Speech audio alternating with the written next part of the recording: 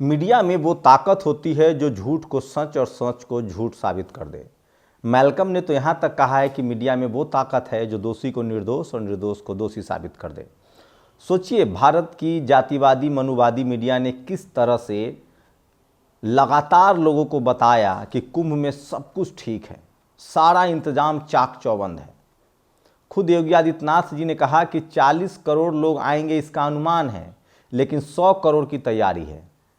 एक भगदड़ हुई, उसके बारे में मुझे कुछ नहीं कहना है, आप सब जानते हैं। लेकिन सोचिए, आज राजेश साहू हैं, इन्होंने एक ट्वीट किया है। 300 किलोमीटर है प्रयागराज से सतना कटनी, सारे रास्ते जाम पड़े हैं। ये देखिए, भारत समाचार है, इसने एक वीडियो शेयर किया है जिसका मैं स्क्रीनशॉट दिखा रहा हूं। मैं वीडियो नहीं दिखा सकता हूं। किस तरह के हालात हैं, पूरा का पूरा प्रयागराज सीलबंद है। पुलिस कह रही है कि वापस जाइए। इसकी वजह क्या है, कौन लोग इसके जिम्मेदार हैं?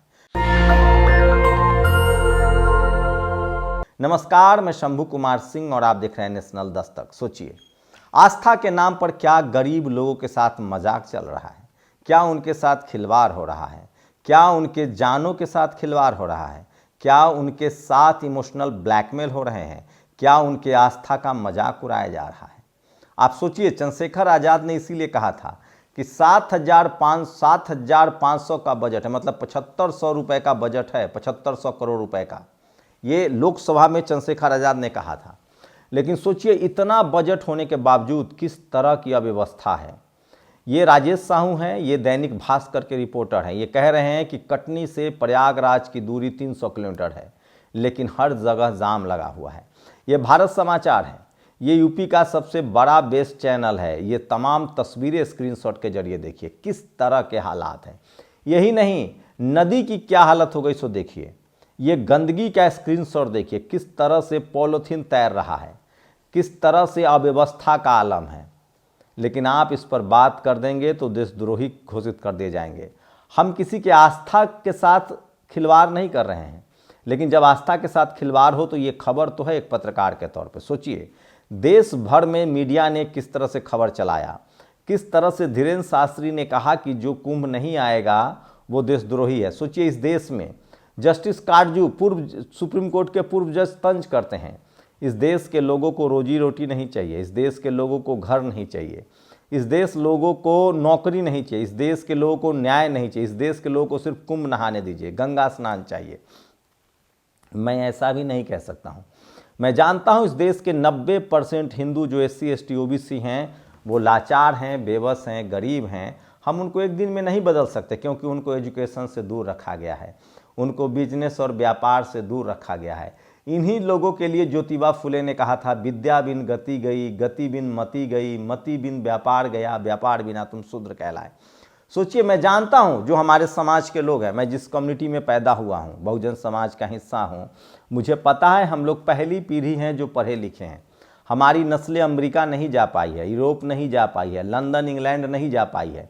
और जो मजदूरी करने जा भी रहे थे उनको सोचिए किस तरह से चैन से बांध कर भारत भेजा जा रहा है, और किस तरह से जातिवादी मनुवादी लोग जो इंग्लैंड अमेरिका में बैठे हैं वो फब्तियाँ कस रहे हैं। हम समझ रहे हैं, हमें संविधान मिला है, हमें आज़ादी के बाद ही अधिकार मिला है, संविधान दिया है बाबा साहब ने, उसके बाद से ही पढ़ना लिखना हुआ। एक दिन समय आएगा जब सब ठीक हो जाएगा, एक दिन समय आएगा जब सबको अपनी जान की अहमियत पता चलेगी। लेकिन जब तक हम अशिक्षित हैं, जब तक हमारे पास व्यापार नहीं है, पैसा नहीं है, हमारी सामाजिक राजनीतिक अधिकार अभी तक नहीं मिले हैं, तब तक हम आस्था के सहारे हैं। और यही लोग जा रहे हैं जो आस्था के नाम पर वोट भी देते हैं, आस्था के नाम पर चढ़ावा भी चढ़ाते हैं। लेकिन सोचिए, सरकार की कोई जिम्मेदारी नहीं है, खासकर उस सरकार की जो आस्था के नाम पर वोट लेती है, जो आस्था के नाम पर सरकार चला रही है।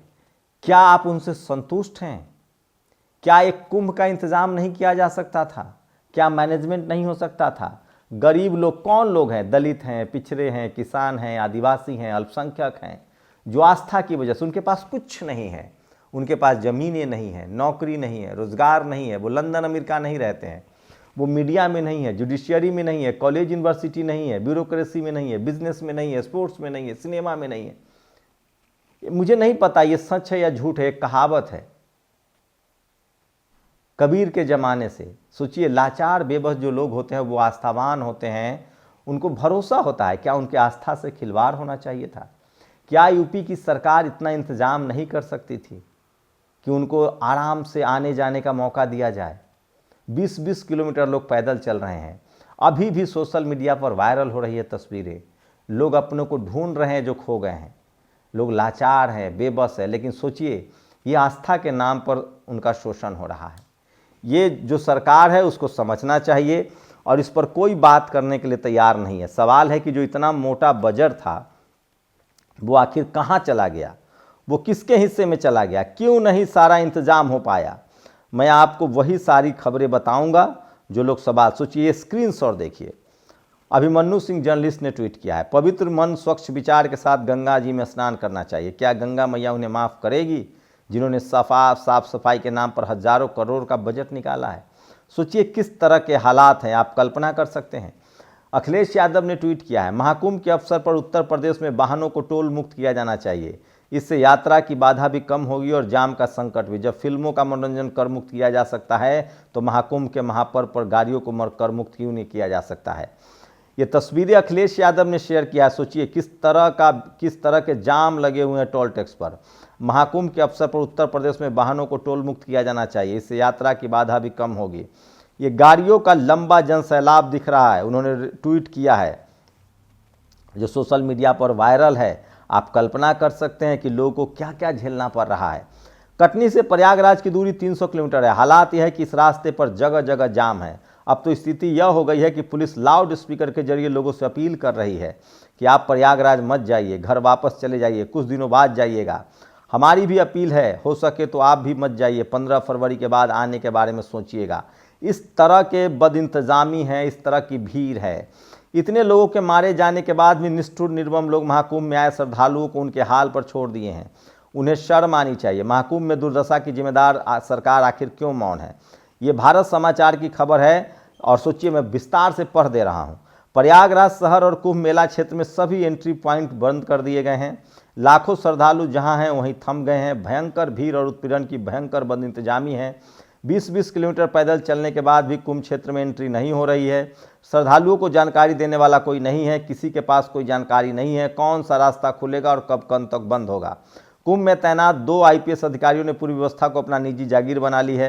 एंट्री पॉइंट पर दरोगा, सिपाही लेवल के पुलिस वाले तैनात हैं जो केवल पुलिस अधिकारियों के प्रोटोकॉल युक्त वाले परिजनों को डायरेक्ट एंट्री दे रहे हैं। बाकी आम आदमी के लिए सब बंद है। माइक से ऐलान हो रहा है, जहां जो घाट दिखे वहीं स्नान करो, लौट जाओ। बुजुर्ग, महिलाएं, बच्चे ठक कर बेहाल हैं।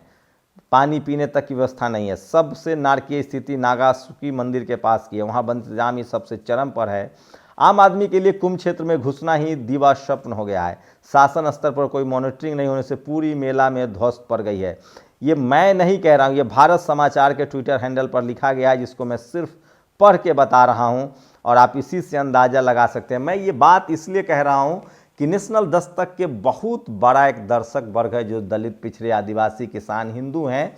मैं आपसे गुजारिश कर रहा हूं कि अपने बच्चों की चिंता कीजिए, अपने परिवार की चिंता कीजिए। खुद पुलिस कह रही है, राजेश साहू भी बहुजन समाज के पत्रकार हैं, खुद पुलिस कह रही है कि मत आइए। आप सोचिए किस तरह से मन चंगा तो कठौती में गंगा, ये हमारे महापुरुषों ने कहा है। संत शिरोमणि रविदास महाराज ने कहा है, अभी भगदड़ हुई थी। सरकार की आलोचना हम नहीं कर रहे, हम सिर्फ जानकारी दे रहे हैं। मीडिया का काम जानकारी देना होता है। सरकार इसको आलोचना ले रही है तो क्या कर सकते हैं? अगर व्यवस्था ठीक होती, अगर मीडिया ने खबर चलाई होती, सरकार को भी पता चलता। लेकिन सोचिए, मैं बार बार कह रहा हूँ, इस देश की दशा और दुर्दशा के लिए कोई जिम्मेदार है तो इस देश का मीडिया। जब तक मीडिया आम लोगों के बात नहीं सरकार तक पहुँचाएगा, सरकार को सपना नहीं आता है। मैं फिर कह रहा हूँ, आप मीडिया मैनेजमेंट करके खुद को बहला सकते हैं, लेकिन आम लोगों की तकलीफ़ें ही बढ़ाएंगे और इसका पॉलिटिकल नुकसान भी आपको उठाना पड़ेगा।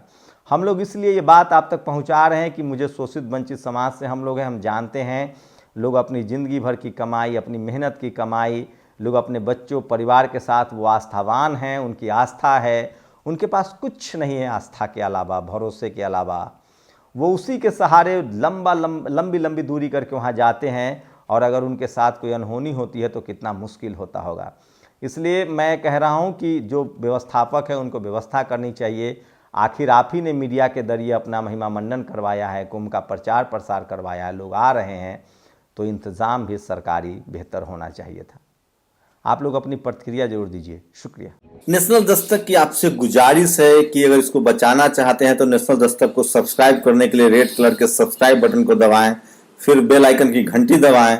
नेशनल दस्तक को बचाने के लिए बहुत जरूरी है कि हर खबर को शेयर करें, लाइक करें, कमेंट जरूर करें।